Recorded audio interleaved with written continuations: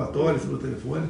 E se ele liberasse seu passaporte, o senhor iria imediatamente para os Estados Unidos? E o que é que o senhor diria hoje ao presidente Trump? O que eu falei na coletiva ontem, caso tivesse o passaporte, pediria uma audiência para o presidente Donald Trump, pediria, tá? E ele concedendo ia conversar sobre questões do Brasil. Agora, todos os países que sofreram algum tipo de taxação foram para a negociação. O Lula até hoje não conversou com o Trump. O ministro das Relações Exteriores não conversou com o Marco Rubio até hoje.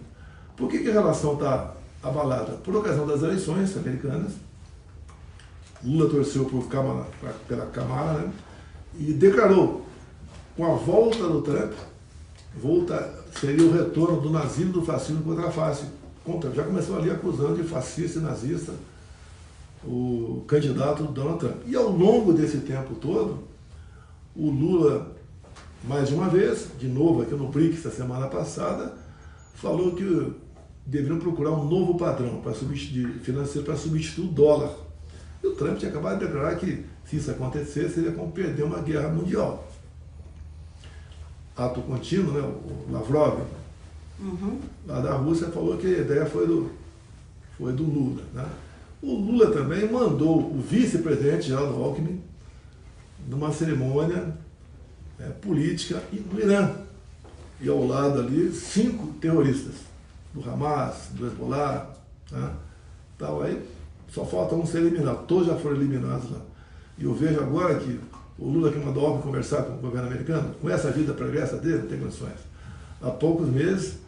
Quem deveria, pegando essa deixa? É o presidente da República. O presidente Lula deveria ir aos Estados Unidos e conversar. O senhor não tem passaporte hoje, o senhor não tem como ir, mas o senhor poderia mandar uma carta, o senhor poderia, né, tentar uma audiência online. O senhor pensou em fazer isso para conversar sobre essa situação entre Brasil e Estados Unidos? O governo brasileiro chamou a atenção do governador de estado mais importante do Brasil, que é São Paulo, e quem trata dessa questão são eles. Agora, acredite se quiser, a embaixadora brasileira que está nos Estados Unidos está de férias. Tá? E o ministro das Relações Exteriores está na Europa. O que me parece é que eles querem o confronto. Querem empobrecimento do Brasil, que está acontecendo. Quem quer aplicar recursos no país onde há uma estabilidade política e jurídica, como nós vivemos aqui no momento. Até no meu processo. Eu não tinha que estar respondendo no Supremo Tribunal Federal. Seria a primeira instância. O Lula foi a primeira instância. Por corrupção. Comigo não tem nada de corrupção. Zero. E por que o senhor acha que o senhor está no STF? Porque eles querem me condenar. E o senhor se sente já condenado? Porque... Não há a menor dúvida que querem me condenar. Tanto é que nem pelo plenário seria julgado. É por uma turma específica, onde Alexandre de Moraes tem uma certa ascendência dos demais. Então eu não tenho dúvida da condenação. Agora, o senhor não teme que essa situação possa sair de controle, que haja uma animosidade muito grande entre Brasil e Estados Unidos e que isso possa vir a prejudicar o Brasil? Olha, o Brasil já está prejudicado pela forma de o governo agir. Tá? A questão ideológica, o Lula botou na frente. O Lula provoca o tempo todo o governo americano. Tivemos aqui, há pouco tempo, um navio iraniano aqui. O que esteve fazendo aqui? Um navio esse que havia sido censurado, né? Nesse sentido aí. Então, uma série de medidas do Lula, como por exemplo, ele condenou o ataque ao Irã. Ele esteve, Lula, ao lado do Hamas, naquele episódio daquelas mais de 1000 pessoas executadas lá em Israel. Ele está sempre, houve um pedido americano, informal, basicamente, né?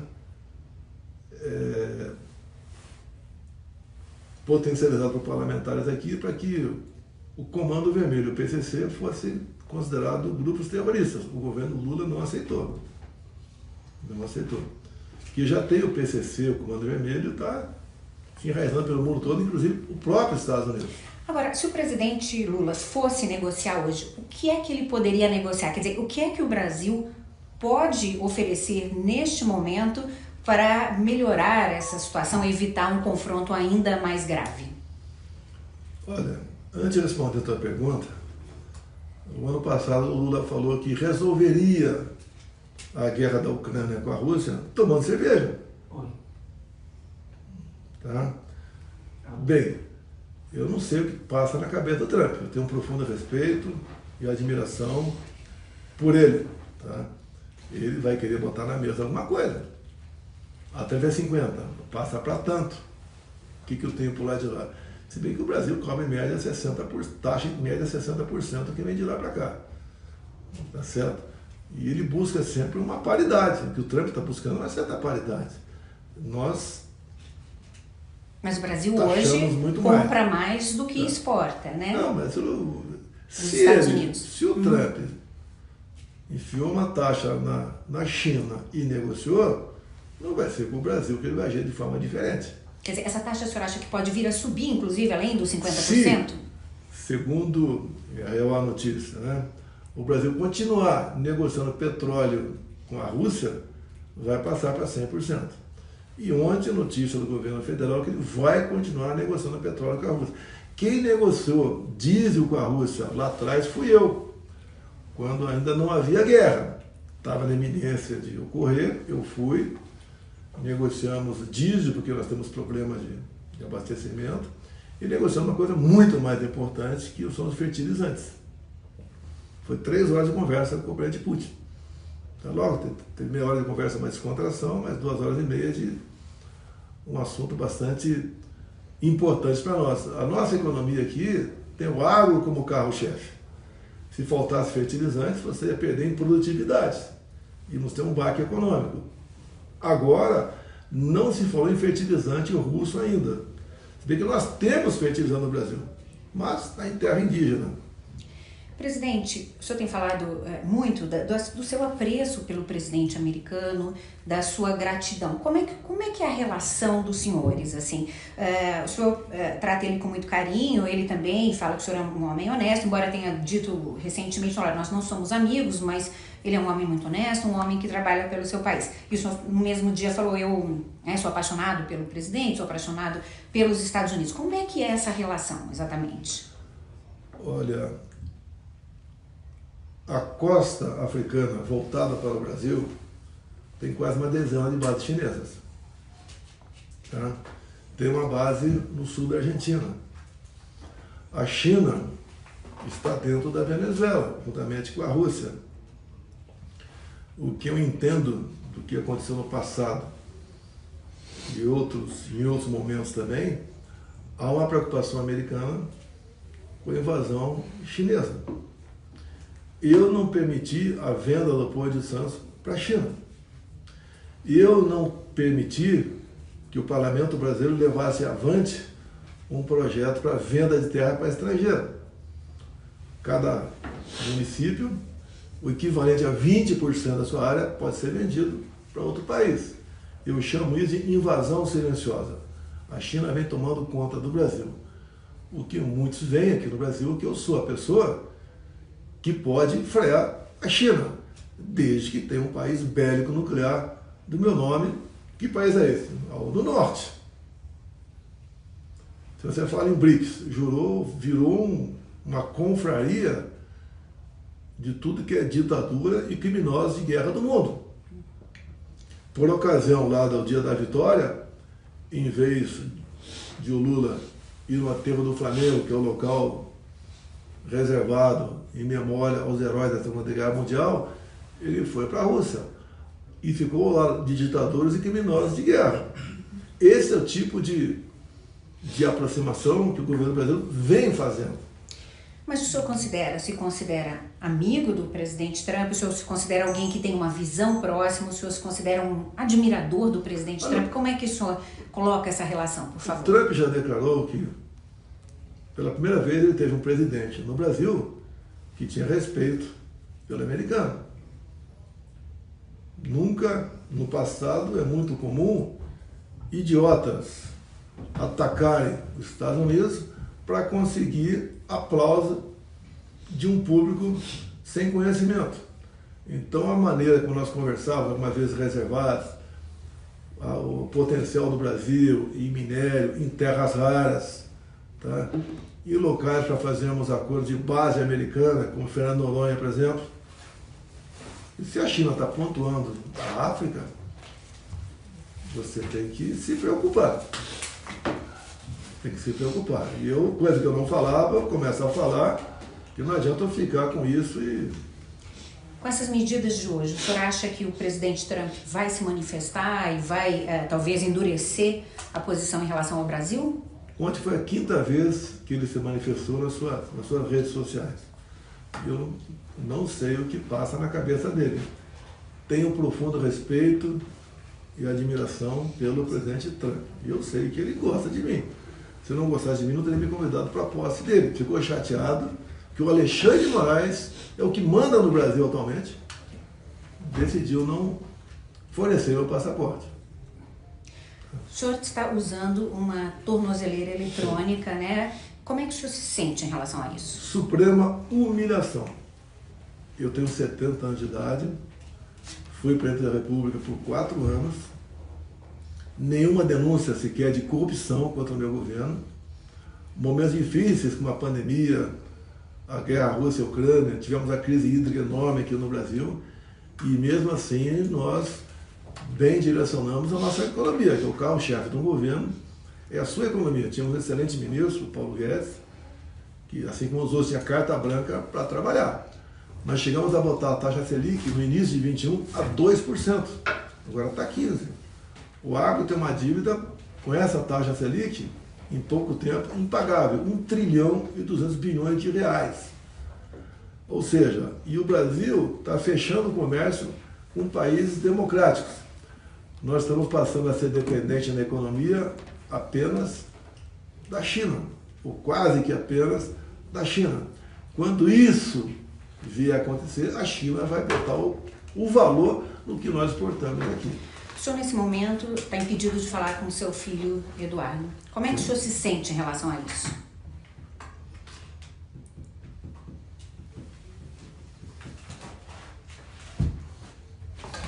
Covardia. Covardia de um togado. Covardia. Até porque há poucos meses, na questão do passaporte, o Paulo Gonet, que é o chefe da Procuradoria da República, deu parecer contra a apreensão do passaporte do Eduardo, dizendo que o que ele estava fazendo nos Estados Unidos era lícito, e agora passou a ser ilícito. Por quê? Porque a ditadura está avançando no Brasil. Eles me acusavam de dar um golpe desde quando assumi o governo em 2019. Toda semana tinha pelo menos uma intervenção do Supremo Tribunal Federal no governo federal. Você não vê nenhuma intervenção agora em 2 anos e meio. Muito pelo contrário. Houve intervenção agora na questão do IOF, para manter o IOF. Lá atrás, quando diminuir IPI de 4 mil produtos, a Alexandre de Moraes interferiu para não diminuir de alguns produtos. Completamente ambígua a decisão. Ou seja, é um magistrado, tem superpoderes. A gente costuma dizer que aquele cão pastor, né, quando sente o gosto de sangue da ovelha, você tem que tirá-lo, afastá-lo do rebanho. Esse é ele. E como é que era a relação do senhor com o seu filho nos Estados Unidos até então? Vocês falavam todos os dias, vocês discutiam Pelo estratégias? Menos, dia sim, dia não, no mínimo. Não tem estratégia. Ele tem dois filhos, né, 2 netos meus, e ele falava que estava trabalhando sim, junto ao Parlamento, junto à Casa Branca, para que o Brasil voltasse à sua normalidade. Nós temos um deputado federal preso por ter feito um vídeo condenado a 8 anos e meio de cadeia.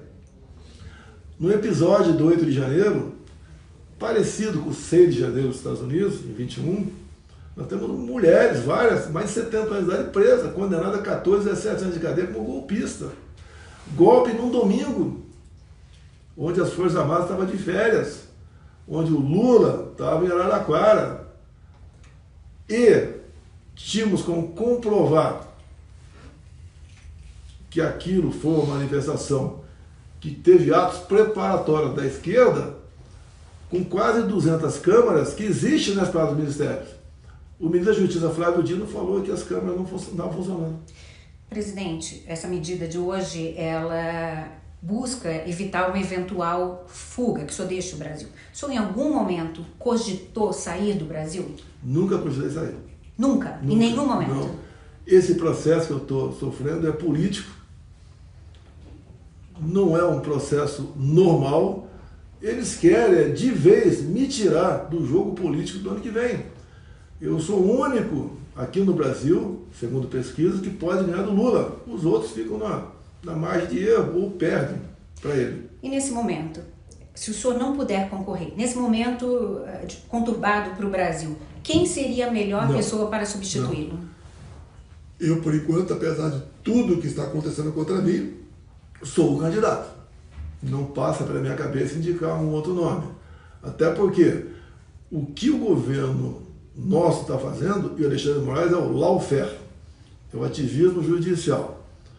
Eles começam a tirar do jogo político as pessoas que poderão ganhar do outro lado. Aconteceu na Venezuela, Maria Corina e Capriles. Estão inelegíveis por 15 anos. Aconteceu com Marine Le Pen na França. Tá? E assim vem acontecendo em alguns países do mundo. No Brasil não é diferente, é a mesma coisa. O senador Flávio, o deputado licenciado Eduardo tem falado bastante de anistia. Anistia é a saída? E depois eu quero ler um tweet que foi feito hoje para saber a sua reação, por favor. Eu não tenho nada a ver com o 8 de janeiro. A anistia é pelo 8 de janeiro. Tá? Que foi uma manifestação que virou baderna. Inclusive o atual ministro da Defesa do Brasil, José Múcio, falou que aquilo não foi tentativa de golpe. 2 ex-ministros, um da esquerda, Aldo Rebelo, que foi do Partido Comunista do Brasil há muito tempo, falou também que não foi tentativa de golpe. Nelson Jobim, que presidiu o Supremo e foi ministro da Defesa, também falou que não foi golpe. Várias personalidades, aqui não é golpe. O que o Alexandre de Moraes fez? Disse que foi golpe. Inclusive armado. Daí você vai na Polícia Militar, você vai na Polícia Legislativa da Câmara Federal, alguma arma foi apreendida? Não foi apreendida. Hoje, o senador Flávio, ele fez um tweet, depois ele voltou atrás, mas eu vou ler para o senhor.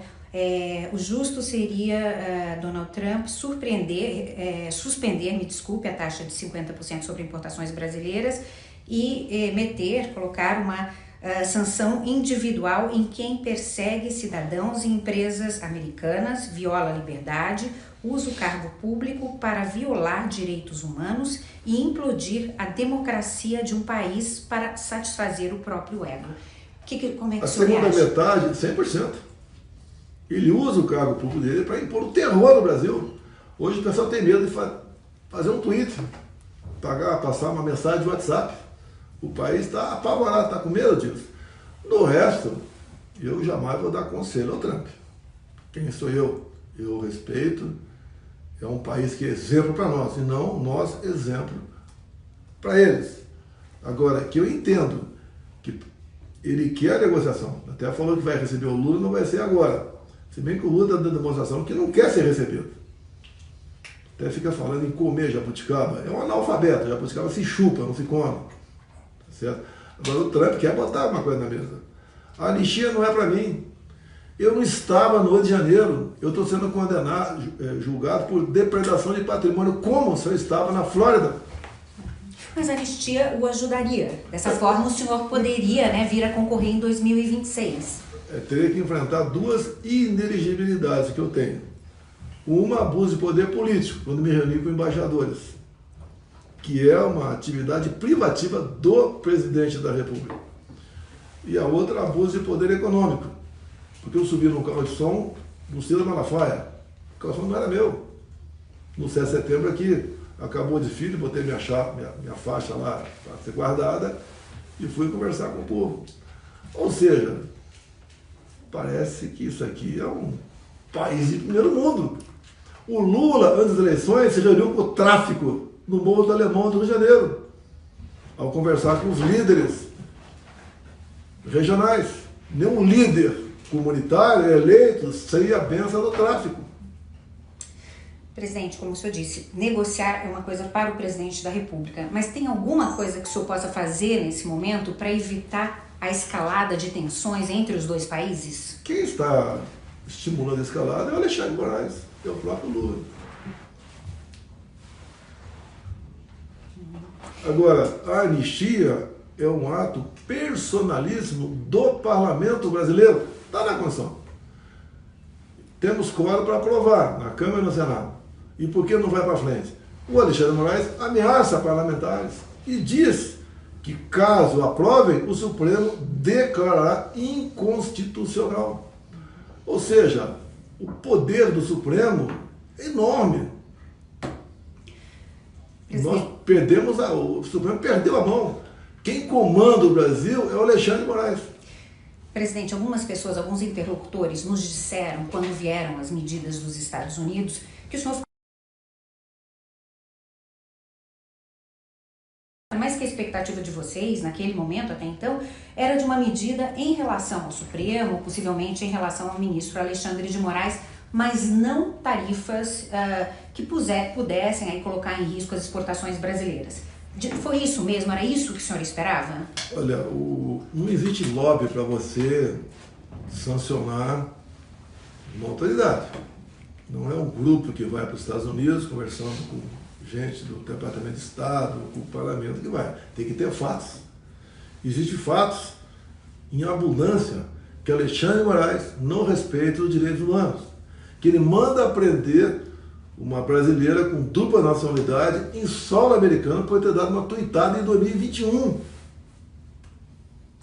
Ele multa aqui a Starlink para atingir Elon Musk. Ele bota o Elon Musk no inquérito dele, chamado inquérito das fake news dele. O senhor tocou num ponto muito interessante, que algumas pessoas, alguns embaixadores, ex-embaixadores com quem eu conversei essa semana, me disseram, olha, essa questão não é política, essa questão não é jurídica, essa questão não é nem econômica, é sobre as big techs. É como o Brasil está trabalhando, está tratando, as big techs. Qual a sua reação a essa afirmação? Censura. Nós temos a primeira emenda americana, que trata da liberdade de expressão. Aqui, não. Nós tínhamos na lei, no Marco Civil da Internet, artigo 19, a liberdade de expressão. E quando alguém extrapola, pode ser processado por calúnia, injúria e difamação. O Supremo julgou parte desse artigo inconstitucional e culpou, quer criminalizar o carteiro pelo conteúdo das cartas. Ou seja, o natural vai ser os Big Tech saírem do Brasil. Saírem do Brasil? Mas isso não será um prejuízo para o Brasil? É lógico, para todo mundo. Você, o teu comércio aqui, em grande parte, é voltado aí para o Zap.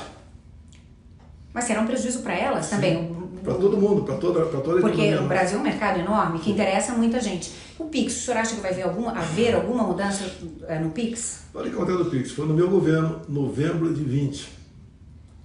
Nós criamos o Pix. Plena pandemia. Porque o Supremo deu os poderes para os governadores decidir como se comportar diante da pandemia. Eu, como presidente, que deveria conduzir. Está na lei. O Supremo tirou isso de mim, jogou para governadores e prefeitos. Então a maioria dos governadores, por exemplo, lançaram a campanha. Fica em casa, a economia a gente vê depois. O Brasil ia quebrar. Eu falei contra isso. Eu dei exemplo como enfrentar o vírus. Mas o senhor acha que o Brasil deveria fazer alguma mudança no Pix agora? Não, está muito bem o Pix. Está muito bem. Por que o Pix incomoda, então? São empresas que mexem com cartão de crédito. Nós tínhamos o DOC, né? DOC e TED, DOC e TED no Brasil, que ficava uma parte para os bancos, então os bancos não gostaram. Com o Pix meu, que eu não admiti qualquer taxa, os bancos perderam em torno de 20 bilhões de reais por ano. Lógico que os caras ficam contra mim. A Faria Lima assinou a carta pela democracia contra a minha pessoa nas eleições de 22. E eles achavam que com a voz do Lula iam ganhar mais. E estão apavorados agora com a fuga de capital do Brasil. Agora, o senhor sempre teve o apoio, por exemplo, do setor agro, um setor que pode ser muito afetado pelas tarifas de 50%. Como é que está a sua relação com os empresários desse setor nesse momento? Pelas mídias sociais, 80% continuam comigo. Agora, o Lula, os erros do Lula, ele sempre tenta culpar alguém. Então, das mídias sociais do Lula, eu não vou ter mais agora, mas o Lula vai ter, a minha que mais interage no Brasil. Tá? A gente conseguia mais que equilibrar, a gente ganhava o jogo da informação e não da desinformação. Como é que o senhor se sente agora sem ter acesso às mídias sociais? Covardia. Uma covardia. Isso não é democracia. Tirar a voz de uma pessoa não é democracia. Eu não estou condenado ainda. Respondo um processo sem pé nem cabeça. Caça às bruxas. O Trump não falaria isso sem ter conhecimento do que está acontecendo no Brasil. Tá? O senhor pretende recorrer para voltar a ter acesso às mídias sociais? Eu vou ver o que os advogados querem fazer, mas você não ganha nada. Você não adianta você recorrer, você não ganha nada. Mas eles pretendem recorrer dessas medidas de... Eu vou conversar com os advogados, eles vão se preparar. Tá? Agora, isso aí é uma covardia. Como é que o senhor pretende se posicionar daqui para frente sem acesso às mídias sociais? Bem, nas medidas adotadas contra mim, né, eu não estou proibido de conversar com vocês. Eu dou matéria para vocês. Tá? Ontem mesmo, ontem, fui no Senado e quando eu desci, estava toda a imprensa brasileira e falei por uns 40 minutos. Eles me ouvem. Logicamente nós sabemos que parte da imprensa nossa é de esquerda, mas me ouvem e eu dou o recado que tem que ser dado. Não tem nada de corrupção no meu governo. Das medidas colocadas hoje, qual mais lhe surpreendeu? Não poder falar com meu filho. Foi a mais dolorida também? Ele deu qualquer manifestação em relação a isso? Ele já emitiu uma nota, eu não tive conhecimento. Tem uma nota dele que já foi emitida. O senhor ainda não tive conhecimento. Mas as notas, o senhor pretende, através das notas, é dessa forma que o senhor vai manter o contato com ele? Eu não posso conversar nem com a esposa dele, que está lá nas medidas restritivas, né? Eu não posso conversar com terceiros em quem esteja no inquérito. Esse inquérito é exclusivo de Eduardo Bolsonaro. Ele está sendo acusado de atentar contra a soberania brasileira ao lado do Parlamento e Departamento de Estado dos Estados Unidos. Não tem cabimento. Você acha que alguém teria poder de convencer o governo Trump ou o Parlamento a tomar essa ou aquela medida? Não. Agora, ele é bem relacionado lá.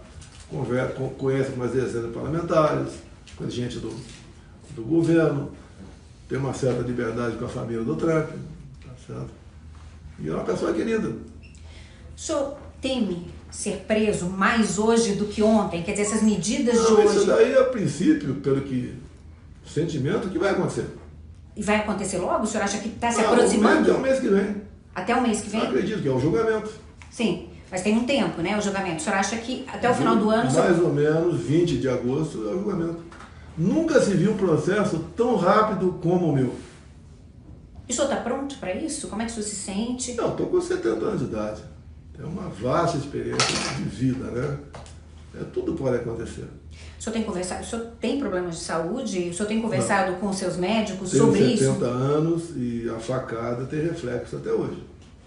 A questão de 2 meses, uma cirurgia de 12 horas, obstrução intestinal. Isso está uma certa constância. Tá? Agora, o sistema não me quer preso. O sistema me quer morto. Que eu preso, vou dar problema para eles. O senhor tem medo de morrer? Não, eu já passei por morte, mergulhando, saltando de paraquedas e na facada. Mas o senhor anda com... Não, ninguém quer morrer. Eu acho que ninguém quer morrer, não. Ser um suicida aí, certo? Isso pode acontecer. Eu não sou imortal. Eu tenho consciência que sou mortal. E sempre digo uma obviedade, né? Quando o ser humano ele consegue entender que ele é mortal, ele muda seu comportamento. Eu acho que Alexandre de Moraes se julga imortal.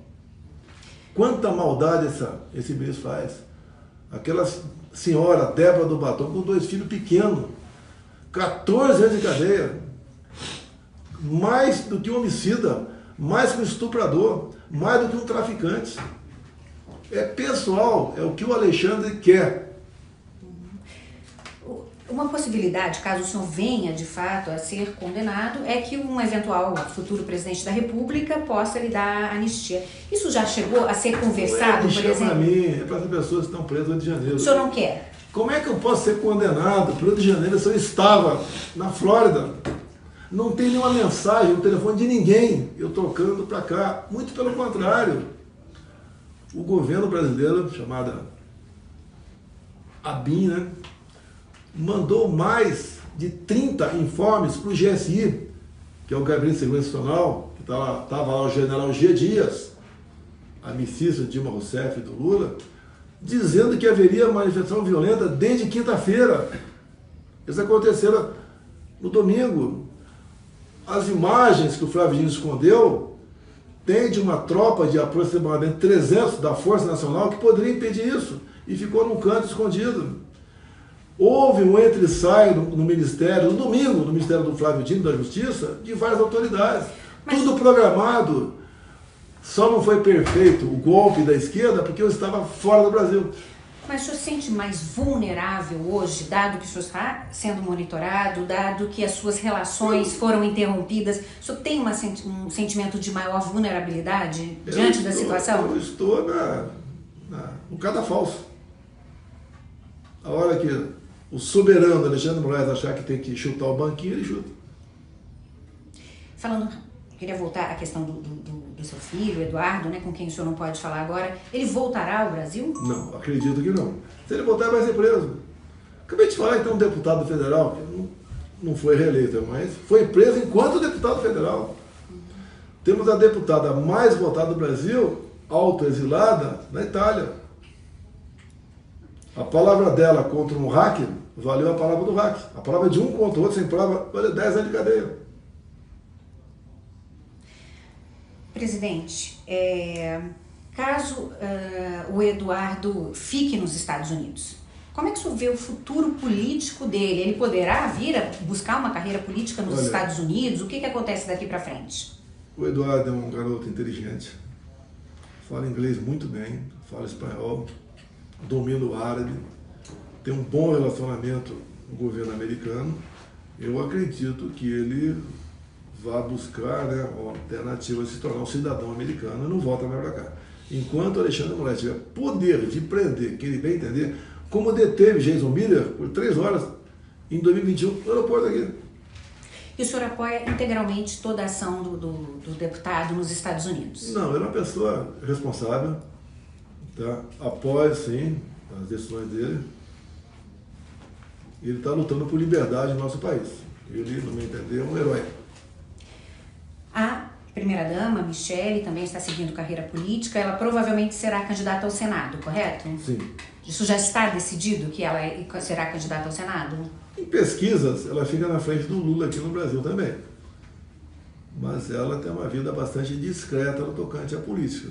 E como é que ela se sentiu hoje? Ela estava em casa, imagino, na hora que houve... Não, como eu não vou mentir para você, eu não vou te responder. Uhum. E como é que o senhor vê, quais serão os seus próximos passos daqui para frente diante dessa situação de hoje? Bem, temos uma realidade pela frente, data marcada do julgamento. Julgamento, toda a imprensa diz aqui com carta marcada, estou condenado, 40 anos de cadeia. O senhor se sente emocionalmente pronto para isso? Hoje eu enfrentei muita coisa na minha vida.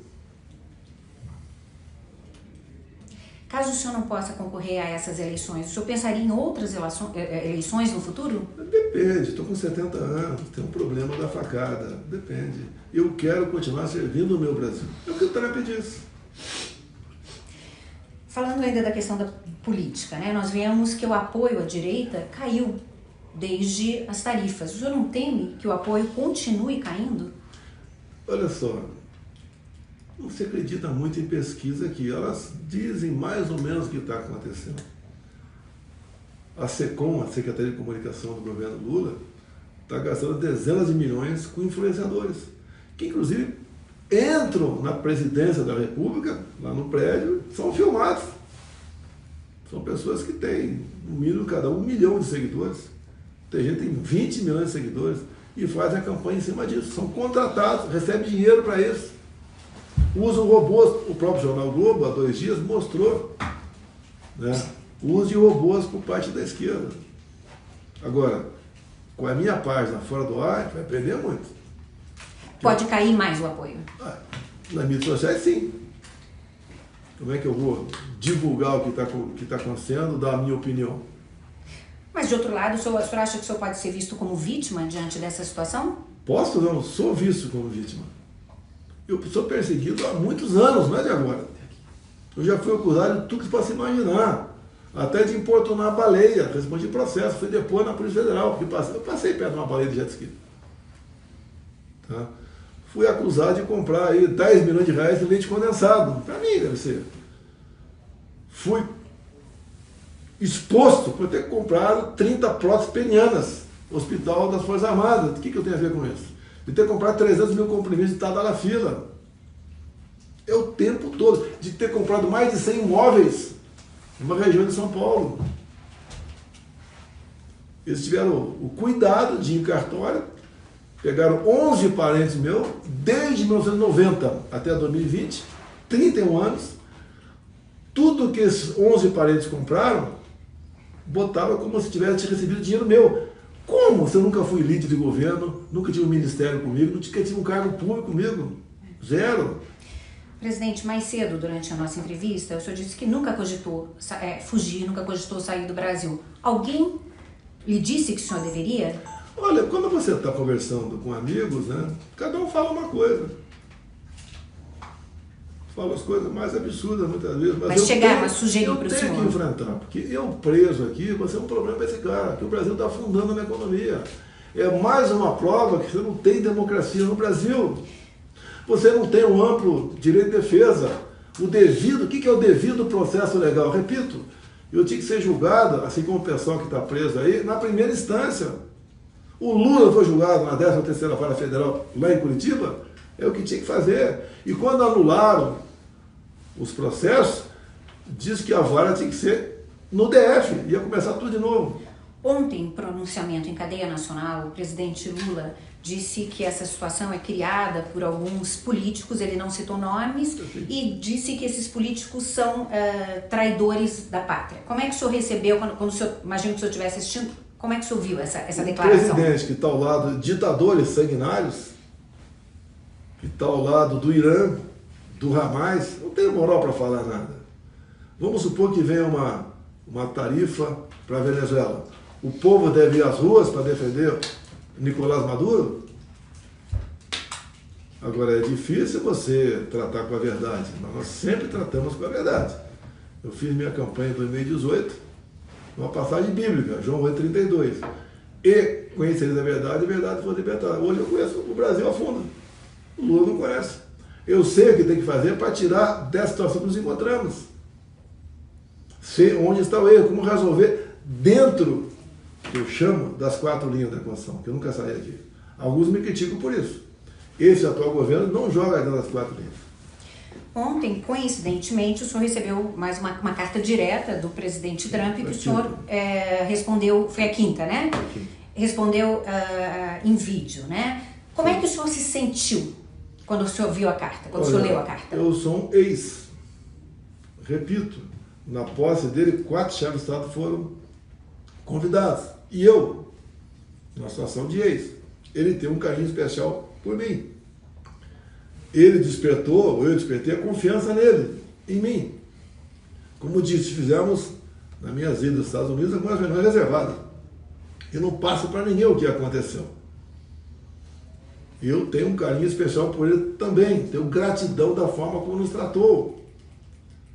Tudo que foi possível, conversamos, eu fui atendido. Lamentavelmente, a Covid nos pegou.